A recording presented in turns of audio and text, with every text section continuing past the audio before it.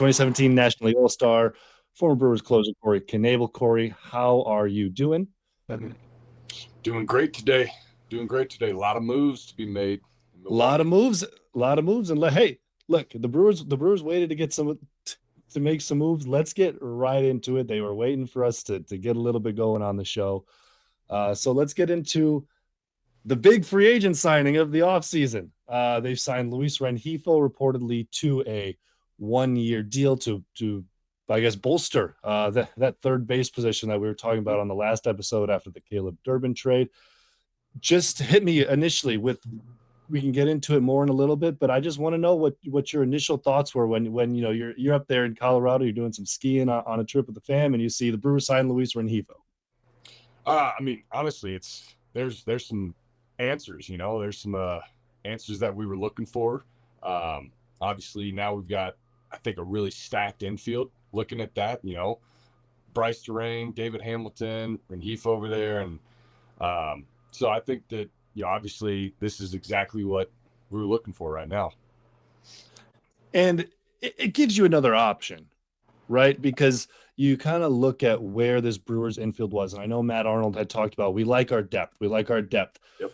But when you kind of start looking at the depth chart a little bit, it's like, it's not so much depth as it was those guys you mentioned, Hamilton, Ortiz, Terang, and then maybe Jet Williams, if Jet Williams is ready. Yep. But just having another body really helps, considering that the next guys beneath that, it's guys that haven't played at AAA really. It's Cooper Pratt, it's Brock Wilken, it's those sort of players. So what does adding a guy just with a little big league experience you think do to, or not just a little big league experience, I guess, but a fair amount of big league experience and some success too? What does that, do you think, do to this unit and this roster as a whole right now?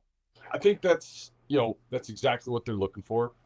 You need that veteran presence over there, especially at third base, but it gives the Brewers exactly what, they've always wanted. They love their utility players, guys. You're putting Bryce Terang over here at second, over here at short, and you find Ortiz at short, and then you're kind of playing all over the field. It's not just Rengifo's going to be your third baseman, Hamilton and Terang are going to be at second. Everyone's going to be rotating all around, right? That's what Milwaukee's always done. That's what Murphy loves to have, is kind of that, versatility is what you're looking for. So I think it's a good move. Good veteran presence right there. Yeah, I mean, Rengifo's Angels from 19 to 25, I believe, in the big league. So it's a good bat to have. More speed, obviously, and great infielder. Yeah, and that kind of is, we could talk a little about his career to this point where, he has had some success in years past, 22, 23, 24, a capable big league bat. I'm curious, just like from your experience playing, right? A guy shows that he has had that success, and then it kind of goes away. What is needed to get that back in your next season with a new org? Is it as simple as a change of scenery? Is it a little tweak? Do you think it's health? Like, what are some of the things that help you refine that success that you had, whether you're a pitcher, a hitter, or whatever it may be? I think that great question. I think that's exactly what some players are needing at that point.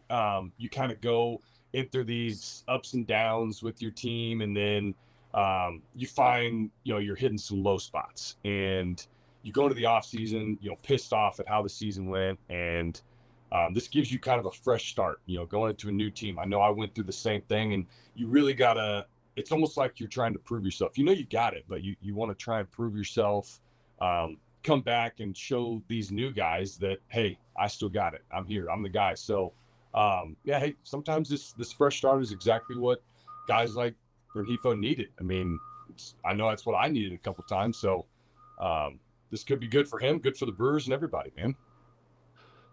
I'm curious, when do you feel, you said like you needed it a couple times. When was that for you? Was it when you went to LA or Yep. Philly?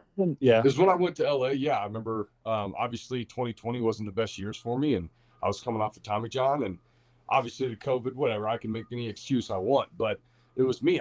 I was kind of going through the motions, everything was kind of working out in 16, 17, 18 for me. And then, I get over to LA and, restarted everything. I go into the off season, like, hey, I really gotta prove myself.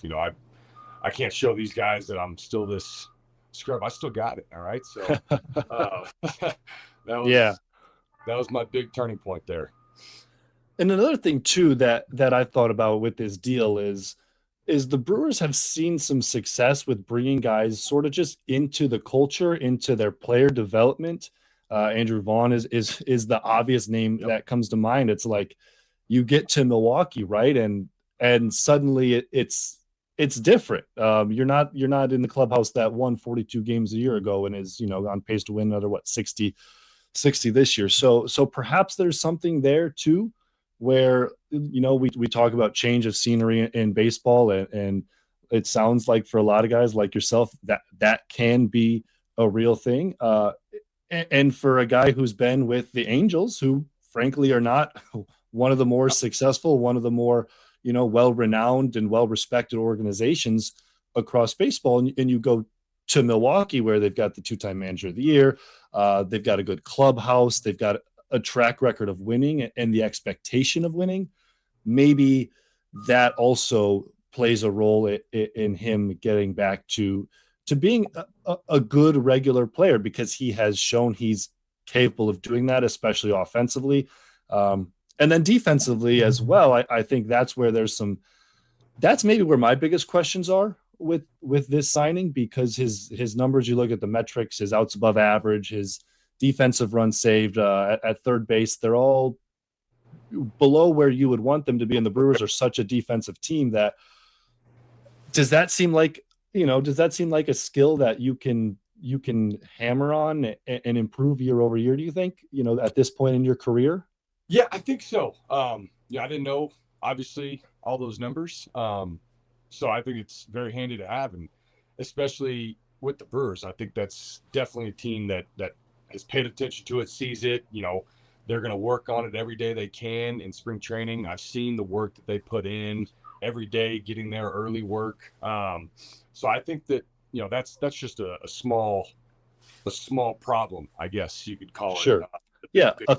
Yes, something that something that I think we can lose sight of too at times is like guys continue to get better, right? You were at the tail end of what ended up being the tail end of your career, right? And you're still probably sitting there thinking like, I want to get better. Here's what I can improve on. And we don't necessarily see that, right? We look at, oh, what was his outs above average last year? Oh, it wasn't good. That doesn't necessarily mean that he will be a bad defender this year, but I'll also say though that it's important for him to not be a bad defender, because guess what, baby? Correct. That's how these guys win games. And the Brewers will probably live with a lot of, if your offense is going through slumps, if you can be Blake Perkins out there, if you can be Joey Ortiz is still the shortstop for a reason, because he can pick it. So I'm sure that'll be a big focus. We'll have to keep an eye for sure on his defense this spring, kind of the work that he's putting in with Matty Erickson, the Brewers infield coach, who that's another name that we should definitely mention here, because he's done a lot of great work with these infielders. So the Brewers signed someone. It took until trading Durbin, it took until camp starts, but this is nothing unusual for them. Before we get into our next segment here, we're going to talk a little starting pitching. Corey, let's get a word from one of our sponsors, Mint Mobile. Hey, sometimes we do a little game on Foul Territory called Role Play. It's not what you think. We're just picking up our phones and we're talking as if we're somebody in baseball. But if you'd like that phone to be a little bit cheaper for making phone calls, who should you call, Kratz? Mint Mobile, because you get all the same speed with a tiny little price. Same coverage, tiny price. Ready to stop paying more than you have to? New customers can make the switch today, and for a limited time, get unlimited premium wireless for just $15 per month. Switch now at mintmobile.com/territory. That's mintmobile.com/territory. Upfront payment of $45 for 3 months, $90 for 6 months, or $180 for 12 months. Plan required, $15 a month equivalent. Taxes and fees extra. Initial plan term only. Over 50 gigabytes may slow when network is busy. Capable device required. Availability, speed, and coverage varies. See mintmobile.com. Save money. Get after it, FT fam. Corey, you switched your seat on me. Now you got the mountains in the background. That's like, come on, man. You're just better view. Come on, man. You're just, now you're just rubbing it into me. Although it has been pretty nice here in the Midwest. Like I can get to a point where I'm like upset that I'm not in Arizona. You know, if it's like a 40-degree difference, then I'm going to be upset. But we're like at 20 to 30 degrees right now. So I can chill with that till I go back, until I get down there in a couple weeks. Yes. Yeah. So anyway, let's keep the ball rolling here. We just talked third base. That has been a big question for the Brewers last week. They now have an answer there. Here's a position that is both a question and also a strength of the Brewers, if that makes sense. It might not make sense, but I think in the context of this organization, and maybe this organization only, it does, with the way that Chris Hook and Jim Henderson in the front office acquire and develop pitching. It's the starting unit. They have Brandon Woodruff, the only old guy in the room. Who's older? You or Big Woo? Me. I'm older. You okay. So yeah. So I feel like I'm around the same age as Woody now. So now, so like saying this makes me feel like the old guy too. But like you walk into that room and I mean, they're all like 24 or 25, or in Mrs. case, 23. So let's start with that guy that I mentioned last, Jacob Misiorowski. I think that's the big name that a lot of people are going to be expecting big things and wondering what sort of things we can get out of him. Here's what I want to know from you, right? 2017, you were more than 2 years into the big leagues, but you were able to take that next step in your career. You became an all-star, turned from like, a sort of, trying to find your footing as a middle reliever to a lockdown closer. Miz is a starter, but it's still the same trajectory I think Brewers fans want to see from him. What does he need to do from what you saw in year one to reach that level where he is a front end pitcher and can make, it's funny to say, his second all-star appearance, but make another all-star appearance, this one where he's, not just coming in on hype? Yeah, I think it's going to be really big for him to obviously not try and get too ahead of himself. He's got a lot of talent. He's really good. Obviously, he throws hard. That's always a huge plus. But I think that knowing that this is where he belongs, this is what he needs to be. Try and reach that goal of being one of the top starting pitchers in baseball. That's honestly a very reachable goal for him. So I think that if he can just wrap his head around, look, don't try and get ahead of yourself. Take it one pitch at a time, one day at a time, one start at a time, obviously. And this guy's going to be really special this year for sure. What is the way that you as a pitcher improve your control, improve your command, especially, as a bigger guy, a lot of velocity in your case, a lot of spin in both of your cases. Like there's a lot moving towards the plate. And that is something obviously that has been kind of the bugaboo for him at times. I will say, I think he improved significantly last year. And when he struggled, it was just like it snowballed, like similar to where you are on the slopes right now. It just kept going downhill on him. But for the most part, I think he was all right. But it is still definitely the big question for him. So how do you, like as a pitcher, right? What are the things that you do to improve command? Does it come with age? Does it come with strength? Take me kind of through your experience in that. I mean, command is different, obviously, I think, for bullpen guys and for starters. For starters, especially Miz, man, that's a big body, like you said. And he's working down the mound. This is a game of inches, right? So if your foot is landing, 1 inch to the right than what it normally does, then your whole motion is thrown off. So obviously repetitions for him is going to be huge. But I know for me, I mean, I was going in there, I was throwing as hard as I could every pitch. There wasn't a pitch where I didn't try and take anything off, So that's why I also walked a lot of guys. I threw a lot of balls. So, and I'm sitting here right now. So it's I think that obviously, same thing. I mean, as long as you can just keep repeating those mechanics, man, that's how it's going to help you the most. I mean, when I was at my best, I mean, that was when I was pitching almost every other day. I was in a groove. I'm able to find the zone. But then when you go, obviously, you're not pitching, every 4 days, 5 days. It's hard to keep that repetitions up. So, what I learned later on in my career as a bullpen guy was I need to throw more before games. I need to throw more in our practice. I need to get off the mound every other day, no matter what. And then, if I'm in the game, perfect. I'm still healthy. I'm still fresh. I'm not like overworking it in a bullpen. We're like starters. Obviously, some guys, hey, they want to throw a 15-pitch bullpen, whatever, 2 days, 3 days before their start. Some guys want to throw 60. So he needs to find whatever works for him. And obviously, I think with the velo that he has and the workload that I think he's going to be getting this year, right, it's definitely going to go up from what he had last year. So he's going to need to find that balance. And I think Hookie and Hendo are really going to help him out with, hey, maybe we need to keep it lighter today. Let's go 20 pitches. You threw 100 pitches last game. So, or let's go heavier this game, So I think that they're going to have some good relationships and good talks, and we'll see what happens. Yeah, when you look at, I think though that is an interesting point to make, because when you look at some of the young pitchers, the guys that the Brewers have blossomed into success as starters, whether it was Corbin in 21, even like Quinn Priester last year, the thing that they talk about is finding the right work between starts. So that's another thing that, like, we may not think about as much as the pure stuff and like the control, but is certainly important as well. And look, hey, like we talked about, Miz ain't the only young guy in this room. So I'm going to throw some names at you, right? And I want you to tell me which of these players you are most excited to see, which one you're highest on this year. Maybe those are the same. Maybe that's the same guy. So look, they've, outside of Miz, the guys without a ton of big league experience. It's Chad Patrick, it's Brandon Sproat, it's Logan Henderson, it's Robert Gasser, it's Kyle Harrison. Please tell me I'm not forgetting anyone, but if I did, forgive me. They have so many pitchers. Yeah. Honestly, I'm pretty excited to watch Harrison throw. Drohan too. I know the other guy we got in the trade.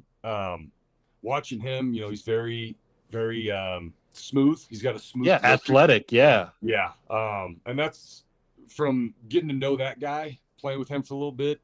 That's exactly the kind of swagger that he's got. So, honestly, out of them two, look, I really want to see Drohan really take the next step and earn a spot in the big leagues. He's been doing great at the AAA level, past 2 years. So I want to see him really kind of open up a new vision, I guess, for him, come into the big leagues and prove his stuff there. And obviously Harrison, yeah, I mean, this guy is going to be really good if he can keep the ball over the plate. I think that success is going to come his way for sure. Yeah, and Harrison, out of those two, you kind of project the starting rotation right now as much as you can. Injuries pop up in spring training, and these guys are pretty tightly packed together. But it sure seems like it would make some sense if the Brewers go with Woody, and then Miz and Priester seem like the other locks here. Yeah, and then Harrison feels like, because of his experience, he could get that opening day look. And then I don't know, for that fifth starter, I think I would lean Chad Patrick. I'd be curious where you would go with that as well. Maybe I'm leaning on the experience side there. We saw him grow in the playoffs as well. But who would be, if you're putting Harrison in as the fourth starter, who are you going as number 5 on your opening day rotation?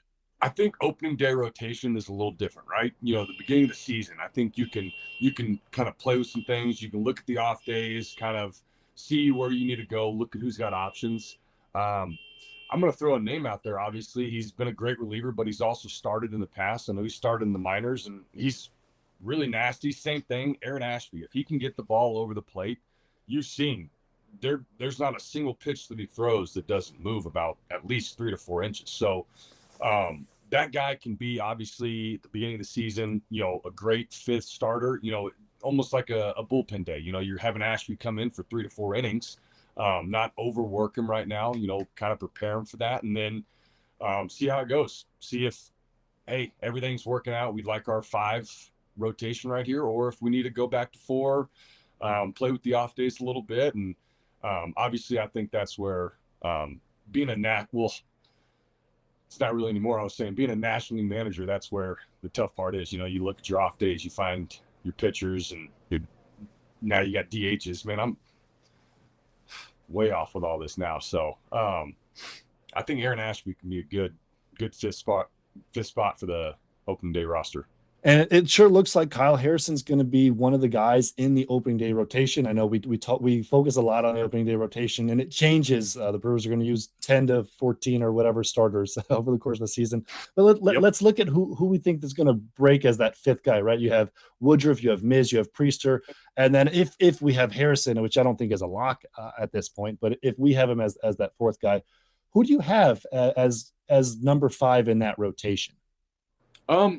Obviously, I think when you're talking about having your 5 starting pitchers, you're having your rotation. It's going to vary, obviously, like you said, throughout the season. But I think that opening day, the first month of the season, is where this is where they can play around a little bit. You look at off days, you look at where you need to be. You look at who you're playing, who you want to line up, who you want, obviously, Woody and Miz to line up with. And so I think that if we can go Ashby, I think Ashby's a pretty good guy to come in to be that 5th starter. He's done it in the past. Obviously, he's had some long relief appearances over the past 2-3 years with the Brewers.